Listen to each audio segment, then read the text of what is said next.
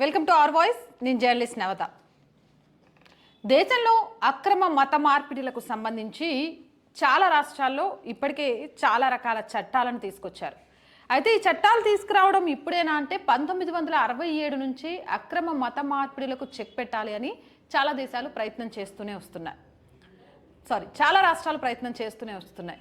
ఇందులో ముఖ్యంగా అక్రమ మత మార్పిడిల గురించి ఎందుకు మాట్లాడుకోవాల్సి వస్తుందంటే, ఒక వ్యక్తి అవసరాలను, ఒక వ్యక్తి ఆర్థిక స్తోమతలను, ఒక వ్యక్తి అప్పుడున్న ఆలోచనలను అడ్డం పెట్టుకొని వాటి ద్వారా మత మార్పిడి చేసే ప్రయత్నం చేయడం అనేది దేశ శ్రేయస్సుకు మంచిది కాదు. ఈ నేపథ్యంలో ఎవరైనా సరే అక్రమ మత మార్పిడిలు చేయాలి అనుకుంటే ఖచ్చితంగా కూడా అలాంటి వాళ్ళను ఉపేక్షించేది లేదు అంటూ గతంలో చాలా రాష్ట్రాలు చట్టాలు తీసుకొచ్చిన సందర్భాలలో చెప్తూ వచ్చాయి.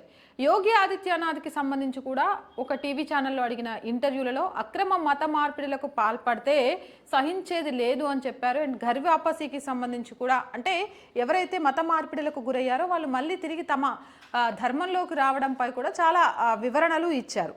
అయితే ఇప్పుడు ఇక్కడ మనం మాట్లాడుకోవాల్సిన అవసరం ఏమొచ్చింది అంటే, ఒత్తిళ్ల వల్ల, ఆకర్షణ వల్ల మతం మారారో వాళ్ళంతా తమ సొంత ధర్మంలోకి చేరుకున్నారు అంటూ కూడా చాలా సందర్భాల్లో యోగి ఆదిత్యనాథ్ చెప్పాడు. రాజ్యాంగంలోని 25వ అధికారం ప్రకారం ఎవరైనా మత మార్పిడి చేసుకోవచ్చు, కానీ దీన్ని అడ్డం పెట్టుకొని కొందరు మత మార్పిడిలకు పాల్పడుతున్నారు. రాజ్యాంగంలోని 25వ అధికారం ప్రకారం ఒక వ్యక్తి తను ఉన్న మతంలో నుంచి ఇంకో మతంలోకి మారాడు అంటే ఆ మతం గురించి పూర్తిగా తెలుసుకొని దాని మీద విశ్వాసం వచ్చిన తర్వాత మారితే ఎలాంటి అభ్యంతరము లేదు. కానీ మత మార్పిడి అనే ఒక రాజ్యాంగంలోని 25వ అధికారణ అనే ఒక దాన్ని అడ్డం పెట్టుకొని అక్రమంగా ప్రలోభాలకు గురి చేస్తూ, మాటలు చెబుతూ, ఆరోగ్యాలు బాగైపోతాయని చెప్తూ, ఆర్థిక స్థితిగతులు బాగైపోతాయని చెప్తూ ఇలా మనుషుల విశ్వాసాల మీద దెబ్బ కొడుతూ మత మార్పిడిలు చేసే ప్రయత్నం చేస్తున్నారు. అది కూడా రాజ్యాంగంలోని 25వ అధికారాన్ని అడ్డు పెట్టుకొని. దీనికి ఖచ్చితంగా కూడా చెక్ పెట్టాలి అని ఆలోచన చేశాయి. దీన్ని ఆలోచన చేసిన రాష్ట్రాల్లో మొట్టమొదటిది Odisha freedom of religion act 1967 పేరుతోనే ఆ రాష్ట్రంలో చట్టం తీసుకొచ్చిందట. ఆ తర్వాత 1968లో మధ్యప్రదేశ్, 1978లో అరుణాచల్ ప్రదేశ్ కూడా బలవంతపు మత మార్పిడి నిరోధక చట్టాలను తీసుకొచ్చాయి. అయితే కొందరు ఈ చట్టాలను, ఒడిస్సా, మధ్యప్రదేశ్ చేసిన చట్టాలను సవాల్ చేస్తూ సుప్రీంకోర్టుకు వెళ్ళారట. అయితే సుప్రీంకోర్టు ఈ విషయంలో రాష్ట్ర ప్రభుత్వాలు తీసుకొచ్చిన చట్టాలను సమర్థిస్తూ కూడా తీర్పిచ్చిందట. మత స్వేచ్ఛ పేరుతో యథేచ్ఛగా మత మార్పిడి చేయడం సమంజసం కాదని సుప్రీంకోర్టు తేల్చి చెప్పిందట. ఇక 2003లో గుజరాత్ రాష్ట్రాలు కూడా ఈ చట్టాలను తీసుకొచ్చాయి, ఛత్తీస్గఢ్తో పాటు. 2006లో ఛత్తీస్గఢ్లో ఈ చట్టం వచ్చింది, 2007లో హిమాచల్ ప్రదేశ్లో వచ్చింది.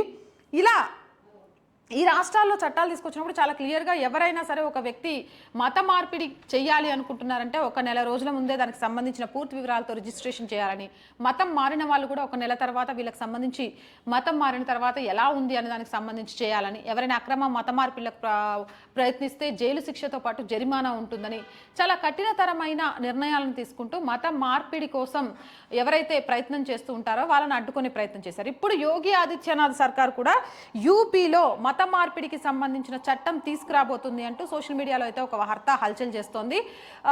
యూపీలో కూడా అక్రమ మత మార్పిడిలకు సంబంధించి ఇప్పటికే చాలా వరకు కూడా యూపీలో యోగి ఆదిత్యనాథ్ ప్రభుత్వం వచ్చిన తర్వాత గర్వాపసీలు ఎక్కువయ్యారు. అయినా కూడా అక్రమ మత మార్పిడికి ఈ రోజు కాకపోయినా రేపైనా ఎవరైనా పాల్పడ్డా వాళ్లకు చట్టపరమైన కఠిన శిక్షలు ఉండాలి అనే ఒక సంకల్పంతో దీనికి సంబంధించి ఒక చట్టాన్ని తీసుకురాబోతున్నట్టుగా కూడా తెలుస్తోంది. ఏది చేసినా యోగి ఆదిత్యనాథ్ తెలిసిందే కదా, మూలాల నుంచి దాన్ని ప్రక్షాళన చేసుకుంటూ రావడం అనేది ఆయన స్టైల్. మరి ఆయన స్టైల్లో రాబోయే ఈ చట్టం ఏ విధంగా ఉండబోతుంది అనేది అందరూ ఆత్రంగా ఎదురు చూస్తున్నారు. ఈ వీడియోపై మీ అభిప్రాయం ఏంటనేది కామెంట్ సెక్షన్లో తెలియజేయండి. ఇలాంటి మోర్ వీడియోస్ కోసం మన ఛానల్ వెంటనే సబ్స్క్రైబ్ చేయండి. ఈ వీడియో నచ్చిందా లైక్ చేయండి, షేర్ చేయండి.